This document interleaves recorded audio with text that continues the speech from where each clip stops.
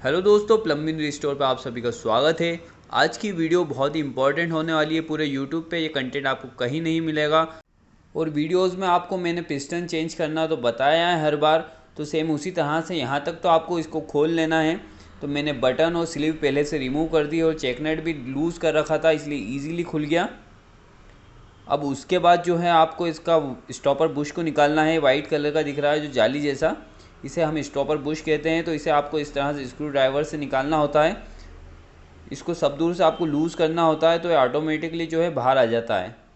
तो आपका पिस्टन और स्टॉपर बुश बाहर आ गया है।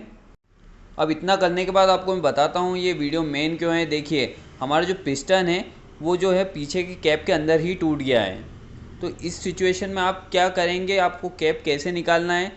तो इसमें जो है इतनी हार्डनेस है दोस्तों, कस्टमर के यहाँ के जो कैप है वो इजीली आप नहीं निकाल सकते। जो कैप निकालने का तरीका होता है वो क्लोज और ओपन डायरेक्शन में आप पिस्टन को घुमाते हैं तो आपका कैप भी खुल के बाहर आ जाता है। बाकी इस कंडीशन में आप कैसे निकाल सकते हैं ये आपको बताने वाला हूँ। तो इसके लिए आपको सबसे पहले स्क्रू ड्राइवर से आपको ये ब्लैक रिंग को निकालना है। ये आपकी कैप को रोकती है पीछे, तो इस रिंग को आप निकाल लीजिए इस तरह से। देखिए हार्डनेस कितनी ज़्यादा है, आप वीडियो में देख सकते हैं, रिंग भी पूरा चिपक चुका है। तो इसे खोलने के लिए मैं यूज़ कर रहा हूँ स्क्रू ड्राइवर का। तो स्क्रू ड्राइवर और हैमर के हेल्प से मैं चारों तरफ जो है एक स्पेस बनाऊंगा, एक गैप बनाऊंगा। इसकी जो हार्डनेस है उसके लिए एक गैप बनाना पड़ेगा, नहीं तो हार्डनेस से वहीं चिपका रहेगा। सेम इसी तरह से आपको चारों तरफ स्पेस बनाना है, तो जिससे क्या है आपकी हाउसिंग जो है हार्डनेस से जो चिपकी हुई है वो चिपकी हुई नहीं रहेगी।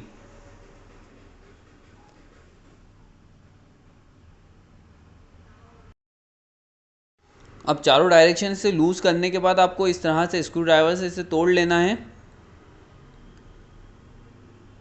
और दोस्तों, तोड़ते वक्त आपको ध्यान रखना है जो भी प्लास्टिक के लाइन के अंदर नहीं जाए, नहीं तो वो जो प्लास्टिक है आपकी सीट में आएगा और सीट की लाइन को चोक करेगा, फिर आपको सीट को खोलना पड़ेगा। इसलिए आप यहीं पे प्लास्टिक का ध्यान रखें। एंड गाइज, आप सभी के लिए बहुत मेहनत से वीडियो बनाता हूं, तो अभी तक चैनल को सब्सक्राइब नहीं करा तो प्लीज़ सब्सक्राइब कर लें।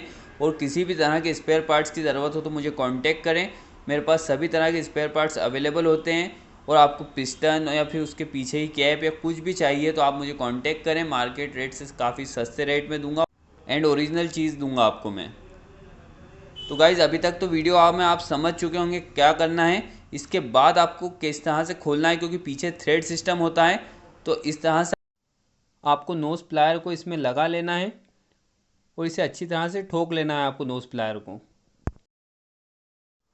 तो नोज़ प्लायर को मैंने इसके अंदर अच्छी तरह से फिक्स कर दिया है। अब इसको हम घुमाएंगे और डायरेक्शन आपको याद रखना है जो बटन पे दे रखी ओपन क्लोज की, उसी डायरेक्शन में इसे आपको घुमाना है।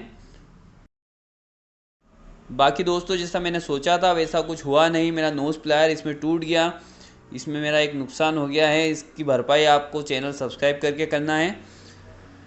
तो अब क्या कर सकते हैं हम, अब इसे भी हमें तोड़कर ही निकालना होगा। तो इसके अंदर के हाउसिंग को भी हमें तोड़कर ही निकालना है। तो इसको मैंने पूरा तोड़कर बाहर निकाल लिया है। अगर आपके साथ भी ये कंडीशन होती है कि आपका पिस्टन टूट के कैप के अंदर ही रह जाता है, तभी आपको कैप को खोलना है। और अदरवाइज़ भी अगर आप पिस्टन चेंज करते हैं और कैप खुल जाती है ईजीली, तो आप कैप को चेंज करवा दीजिए। और अगर कैप नहीं खुलती तो आप उसी के अंदर पिस्टन को चेंज कर सकते हैं, ज़रूरी नहीं आप कैप को खोलें। तो दोस्तों, अब इसके अंदर की हार्डनेस को हमें साफ़ करना है। इतनी ज़्यादा हार्डनेस है इसके अंदर कि इसकी बॉडी में आपको देखिए कितनी ज़्यादा हार्डनेस जमी हुई है। मैं दिखाता हूँ, ये पूरी हार्डनेस इतनी ज़्यादा है कि कोई भी प्रोडक्ट अच्छे से वर्क नहीं कर सकता। इसके लिए आपको जो एक सॉफ्टनर लगाना होता है टंकी के यहाँ, उससे आपका जो वाटर का हार्डनेस लेवल है वो कम हो जाता है और प्रोडक्ट की लाइफ बढ़ जाती है।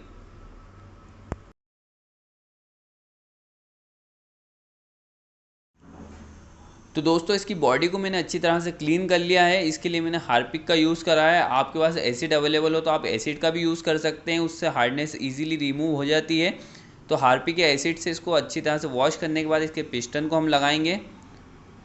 तो पुराना पिस्टन मैंने इसकी कैप को टाइट करने के लिए लिया है, आप नए पिस्टन का यूज़ ना करें। तो इसकी जो क्लोज की डायरेक्शन ओपन की डायरेक्शन है ये आपको याद होना चाहिए, बटन पे लिखी हुई होती है। तो उसके हिसाब से ही जो कैप को लगाना होता है। और इस चीज़ का अगर आपको ध्यान नहीं होता है तो दोस्तों इसे आपको एंटी क्लॉकवाइज घुमाना है, तो ये आपकी कैप है वो टाइट हो जाएगी।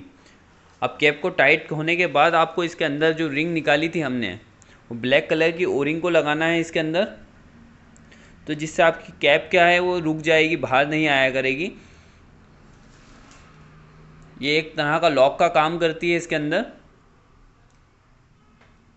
तो इस चीज़ का भी आपको ध्यान रखना है, इसके बॉडी के अंदर स्पेस दिया होता है रिंग का, उसी जगह पर इसको लगाना है आपको।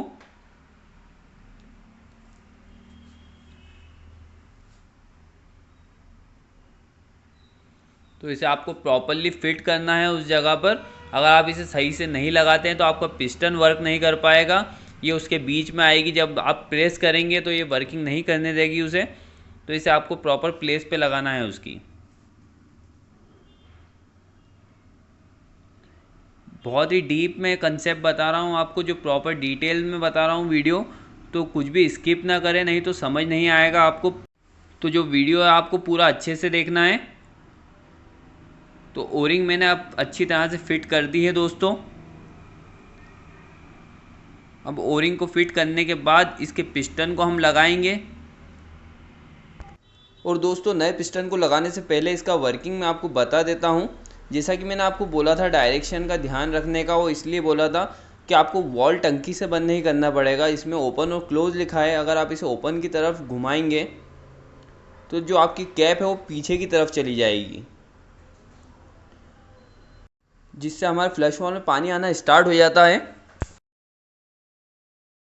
तो दोस्तों जब भी आपको फ्लश वॉल को रिपेयर करना हो तो आप यहीं से पानी को बंद और चालू कर सकते हैं, मेन वॉल से आपको बंद नहीं करना है।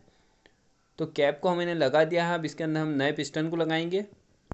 तो दोस्तों ये है हमारा पिस्टन जिसे हमें चेंज करना है। ये पूरा किट है, पूरा कंप्लीट फिटिंग के साथ आता है। ये हमारी खुद की मैन्युफैक्चरिंग है, सभी पार्ट्स आपको ओरिजिनल कंपनी की और हमारी मैन्युफैक्चरिंग दोनों हमारे पास रहती है। आप कुछ भी ऑर्डर करेंगे हमारे पास हर चीज़ अवेलेबल होती है, तो आप हमें कांटेक्ट कर सकते हैं। और ये जो पिस्टन है इसका पूरा किट आता है, और ये हमारी खुद की मैन्युफैक्चरिंग, इसलिए आपको मैं काफ़ी सस्ते रेट में प्रोवाइड करूँगा और क्वालिटी इसकी A1 रहेगी, जैसी ओरिजिनल की होती है।